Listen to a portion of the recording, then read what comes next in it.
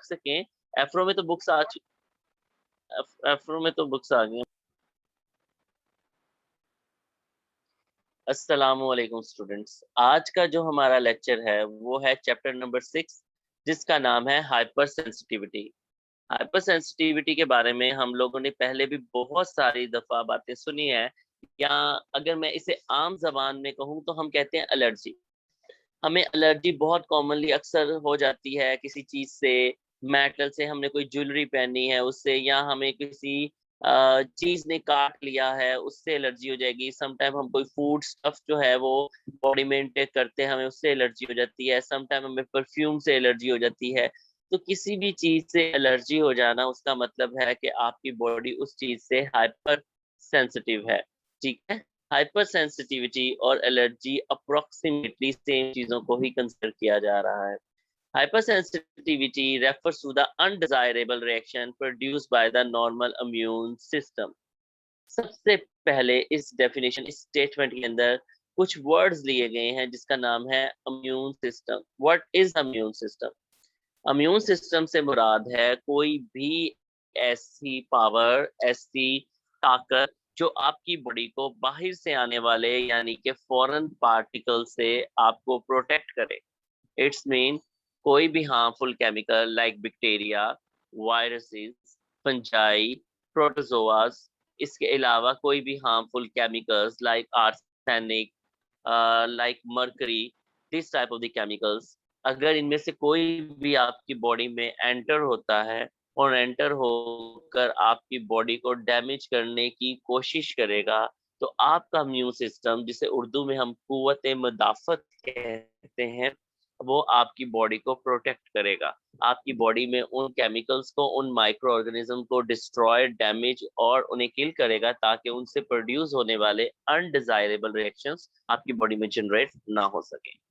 But some time कोई भी ऐसा पार्टिकल, कोई भी ऐसी चीज आपकी बॉडी में एंटर हो, और एंटर होने के फौरन बाद वो आपकी बॉडी के इम्यून सिस्टम को डिस्टर्ब करे, इम्यून सिस्टम को खराब करे, इम्यून सिस्टम को फ्लक्चुएट करे, जिसकी वजह से आपका ही इम्यून सिस्टम आपकी बॉडी के अगेंस्ट काम करना शुरू हो जाए और आपकी बॉडी में हार्मफुल, अनडिजायरेबल इफेक्ट जनरेट हो, जो कि आपकी बॉडी के लिए टॉक्सिक हो, जिसकी वजह से आपकी बॉडी के ऊपर रैशेस, ब्लिस्टर्स यानी छोटे छोटे दाने, ईचिंग स्टार्ट हो जाए, रेडनेस हो जाए, और आंखों से पानी निकलना शुरू हो जाए, जिसे हम वाटरी आई कहते हैं।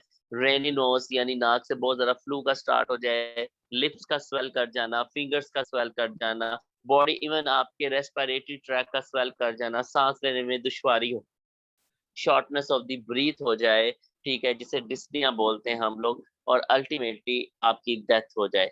तो इस तरह के जो साइन एंड सिम्टम्स मिलते हैं, it's just because of allergy और due to the hyper sensitivity.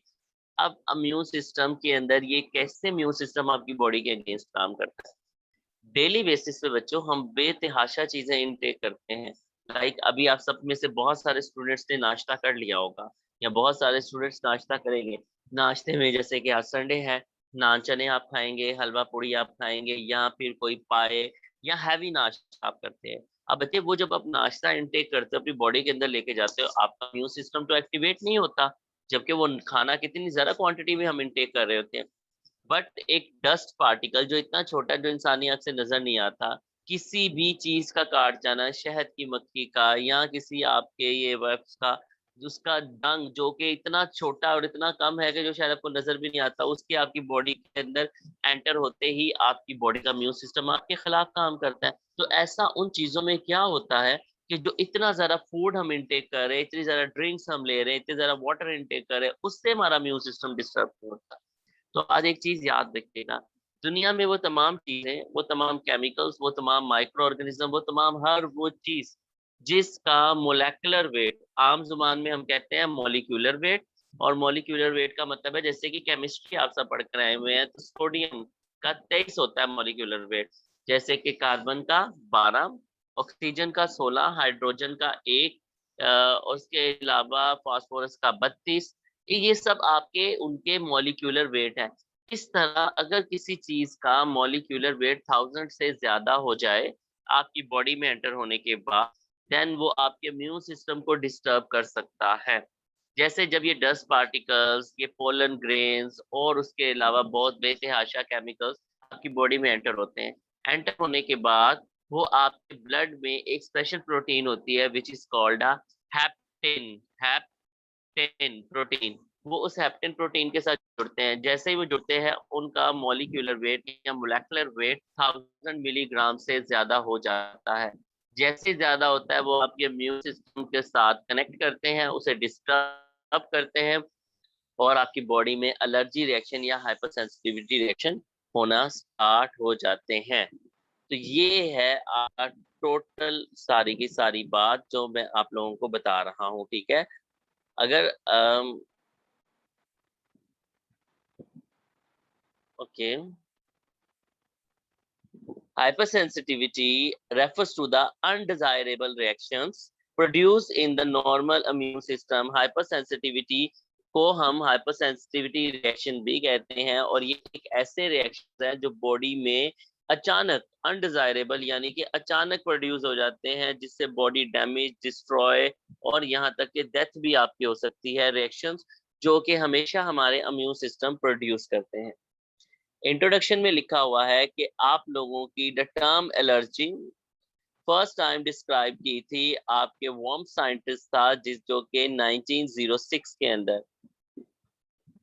इसने कहा था कि अ चेंज और alter reaction in the body, body में कोई भी ऐसा रिएक्शन, बॉडी में कोई भी ऐसा चेंज जो बॉडी को तब्दील करके रख दे, इज कॉल्ड एलर्जी। इसे क्या बोला जाता है? एलर्जी। इसके बाद एलर्जी की definition is a short question, board में आने के लिए बहुत इंपॉर्टेंट है। According to British immunologically society, यानी कि यूके के अंदर एक इम्यूनोलॉजिकल सोसाइटी है, उसने एलर्जी की डेफिनेशन बताई है। Allergy is a specific hyper sensitivity. Allergy basically hyper sensitivity एक की स्पेसिफिक टाइप है ऑफ एन इंडिविजुअल्स, जो कि किसी भी इंडिविजुअल के अंदर टू द फॉरेन पार्टिकल, जब कोई फॉरेन पार्टिकल एंटर होता है, स्पेशली जो कि प्रोटीनियस नेचर का हो, usually a protein to which a individual is exposed. यानी कि एलर्जी एक ऐसी हाइपर सेंसिटिविटी रिएक्शंस हैं जब भी किसी पर्सन के अंदर फॉरेन पार्टिकल एंटर होगा जो कि प्रोटीनियस नेचर का हो और आकर वो उसकी बॉडी के इम्यून सिस्टम को डिस्टर्ब करे और उसकी बॉडी के अंदर हाइपर सेंसिटिविटी रिएक्शन जनरेट करे, इस तरह की कंडीशंस को हम क्या कहते हैं? एलर्जी।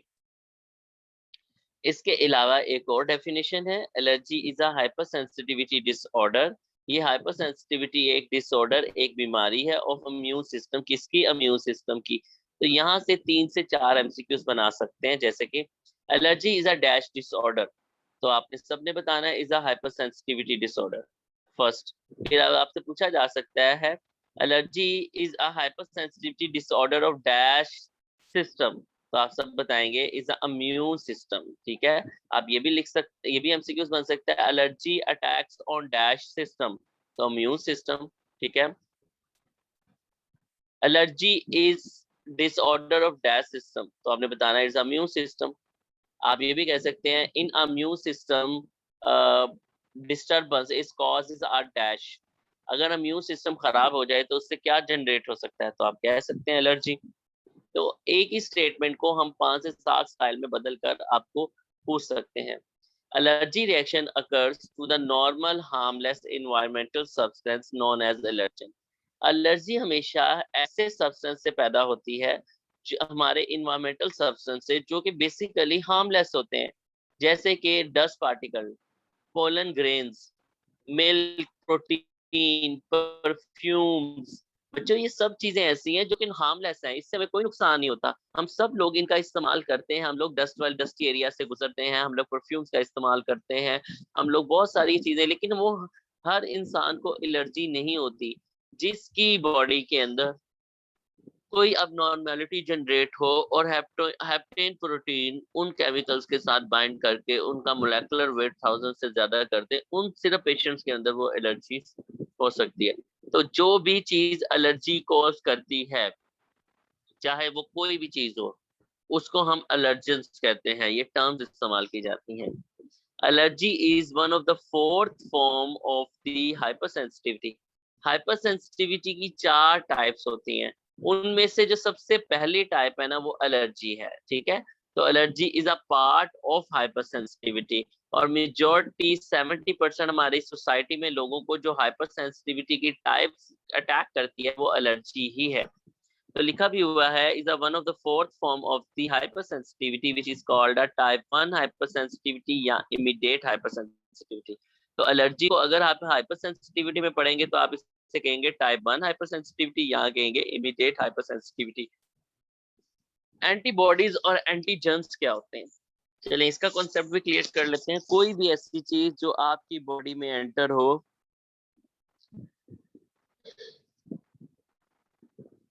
और एंटर होने के बाद आपके इम्यून सिस्टम को डिस्टर्ब करे, कोई भी ऐसी चीज, this type of the things are called antigens.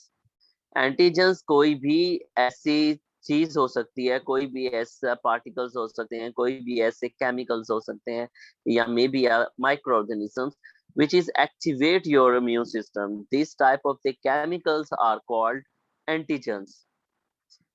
जब कोई एंटीजन आपकी बॉडी में एंटर होता है, आपकी बॉडी उसे डिटेक्ट करती है, और डिटेक्ट करने के बाद ये एनालाइज करती है कि this is not the part of our body, ये हमारी बॉडी का हिस्सा नहीं है।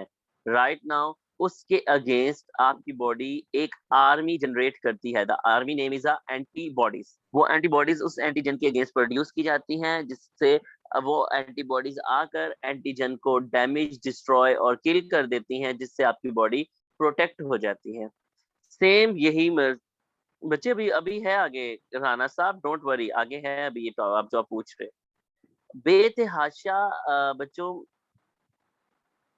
आप जब बचपन में छोटे थे, आप सबको वैक्सीनेशन के इंजेक्शंस लगते थे कि नहीं लगते थे? सबको लगते थे। आप सबको इंजेक्शंस लगाए जाते थे। आप सबको जो है बचपन में फांसी टीके लगाए जाते थे। उन टीकों में क्या होता था? उन टीकों में, उन इंजेक्शंस में वही जरासीम होते थे जिस बीमारी से आपको बचाना था, लाइक पोलियो, मीजल्स, मम, टीबी, डिphtheria, हेपेटाइटिस बी, ठीक है? ये वो तमाम जरासीम हैं जो कि आपको बचपन में बीमार कर सकते हैं और जिससे आपकी बॉडी के पार्ट डैमेज हो सकते हैं, और इवन यहाँ तक कि आपकी मौत वाक़या हो सकती है। तो हम बचपन में इन्हीं जरासीम्स को मार कर, सुलाकर आपके जिस्म में एंटर करते हैं। Right now they are act as a antigen, वो हमारी बॉडी में एक्ट करते हैं एंटीजन। हमारी बॉडी उन्हें डिटेक्ट करती है और कहती है कि अच्छा कोई ऐसा पार्टिकल, कोई ऐसा जरासीम बॉडी में एंटर हुआ है, तो ये तो बहुत ज्यादा हार्मफुल हो सकता है, ये नुकसानदेह हो सकता है, ये हमारी बॉडी को डिस्ट्रॉय कर सकता है, जबकि उसे नहीं पता कि वो तो मरी हुई हालत में है। तो फौरन आपकी बॉडी क्या होती है, उसके अगेंस्ट एंटीबॉडीज बनाती है। वो एंटीबॉडीज उसे मारकर और आपकी बॉडी के अंदर आपकी बॉडी को प्रोटेक्ट कर देती है, और आपकी बॉडी में सारी लाइफ टाइम के लिए वो एंटीबॉडीज जनरेट कर दी जाती हैं। जिंदगी के किसी भी हिस्से में, लाइक 10 ईयर्स बाद, जैसे अभी फॉर एग्जांपल आपकी एज होगी 16, 17, 18 साल, कोई 20 साल के भी होंगे, कोई 25 साल के भी होंगे इस क्लास में। तो जब भी खुदा ना खास्ता अगर वो माइक्रो ऑर्गेनिज्म आपकी बॉडी में एंटर होते हैं, तो आपकी बॉडी फौरन वो एंटीबॉडी से डिटेक्ट करके किल कर देंगी और आपकी बॉडी में कभी भी वो इन्फेक्शन नहीं होगी। This is the role of the vaccination. हम कोविड वैक्सीनेशन क्यों करवा रहे हैं? यही कोविड वैक्सीनेशन के अंदर कोविड का जो माइक्रो ऑर्गेनिजम्स हैं, जो वायरसेस हैं, जो प्रोटीन कोट पे बनाई गई हुई है ये वैक्सीनेशन, वो आपकी बॉडी में एंटर करते हैं, आपकी बॉडी उसे डिटेक्ट करती है और इसके अगेंस्ट एंटीबॉडी जनरेट कर लेती हैं। If same type of COVID virus is enter in your body, the antibodies is detected and kill them, उसे किल कर देंगी फौरन, और जिससे आपकी बॉडी प्रोटेक्ट रहेगी। राइट नाउ बच्चों के बहुत सारे क्वेश्चंस जनरेट हो जाएंगे, sir virus is change their shape very quickly, like हमारे पास अब डेल्टा वेरिएंट आ चुका हुआ है, इससे अगली वेरिएंट भी आ चुकी हुई है। आई थिंक सो इंडिया के अंदर कुछ नए वेरिएंट जो हैं वो नजर आ रहे हैं। अब वो डेल्टा वेरिएंट चेंज हो गया, हमें तो सबसे पहले जो फर्स्ट टाइप आई थी कोविड की, हमें तो सिर्फ उसकी वैक्सीनेशन हुई है। बच्चे वायरस डेफिनेटली अपने आप को चेंज कर रहा है, पर इतना ज्यादा चेंज नहीं हो जाता कि वो वैक्सीनेशन आपको प्रोटेक्ट ही ना करे। अब उस वैक्सीनेशन से हमें ये बेनिफिट सिर्फ मिलता है कि अगर हमें खुदा ना खास्ता कोविड हो जाता है, किसी भी रीजन की वजह से अगर हमें कोविड हो रहा है, तो कोविड का ये होगा कि उसकी जो सेवेरिटी है वो इतनी हाई नहीं होगी कि हमारी डेथ हो जाए, हमें हॉस्पिटल एडमिट होना पड़े, या हमारी जो ऑक्सीजन सैचुरेशन लेवल है वो कम हो जाए। हाँ, डेफिनेटली हमें साइन एंड सिम्टम्स आएंगे, हमें कफ होगी, हमें फीवर होगी, बॉडी पेन होगी, और इस तरह की प्रॉब्लम जरूर आएंगी, बट सेवेरिटी कभी भी इतनी ज्यादा नहीं होगी। तो प्रोटेक्शन होती है, तो इसलिए वैक्सीनेशन करवानी चाहिए। और वैक्सीनेशन से रिलेटेड जो भी आपकी मिथ है कि ये आप 2 इयर्स बाद आपकी डेथ हो जाएगी, आप इनफर्टाइल हो जाओगे, आप क्रोकोडाइल बन जाओगे, आपके बॉडी के साथ मैग्नेट अटैच होना शुरू हो जाएगा, या फिर आपकी बॉडी में वो चिप एंटर कर जाएंगे, all of these are the bullshit. तो ये प्लीज इस चीज को याद रखिए, ऐसा कुछ नहीं है। जाएं, वैक्सीनेशन करवाएं और अपने आप को और अपनी फैमिली को प्रोटेक्ट करें अगेंस्ट द कोविड। तो antibodies is a type of the protein. MCQs, antibodies क्या होती हैं? It's a carbohydrates, it's a lipids, it's a DNA, it's a RNA. तो क्या है? It's a protein. तो प्रोटीनियस नेचर की होती है। The immune system produce antibodies, ये आपका इम्यून सिस्टम ही एंटीबॉडीज प्रोड्यूस करता है to detect a harmful substance. जब वो किसी हार्मफुल सब्सटेंस को डिटेक्ट करता है, और वो हार्मफुल सब्सटेंस क्या है? एंटीजेंस। क्या है? एंटीजेंस।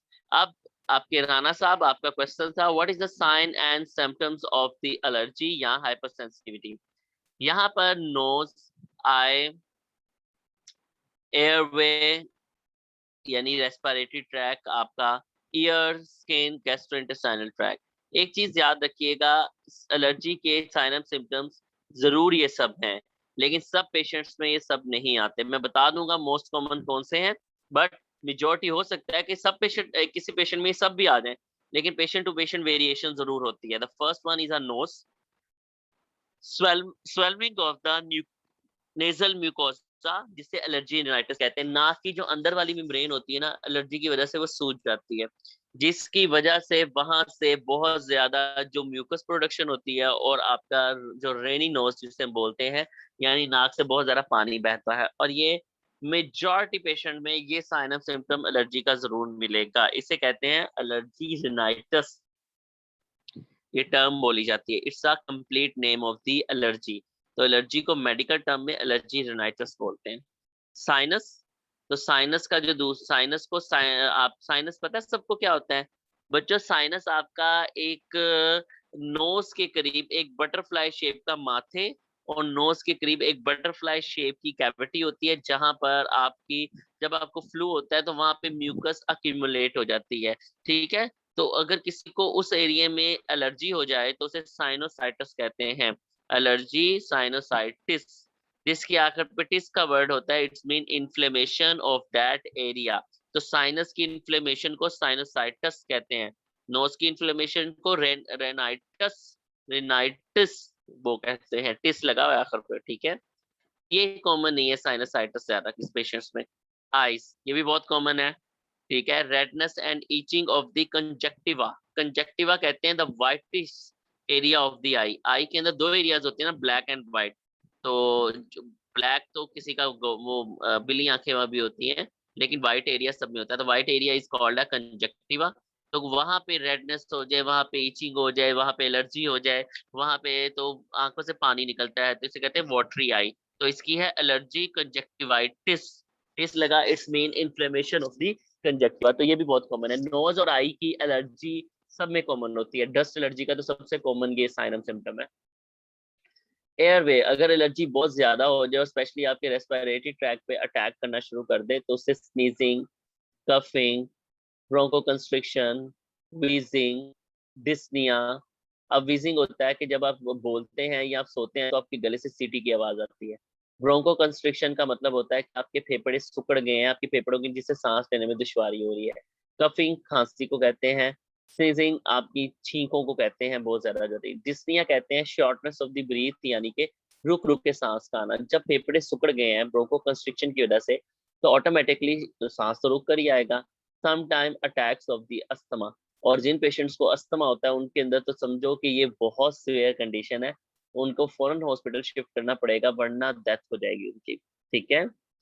ईयर की बात की जाए तो फीलिंग ऑफ द फुलनेस, कान जो है वो भारी और कान जो है ऐसे लगेंगे जैसे कि फुल हो गए हुए हैं।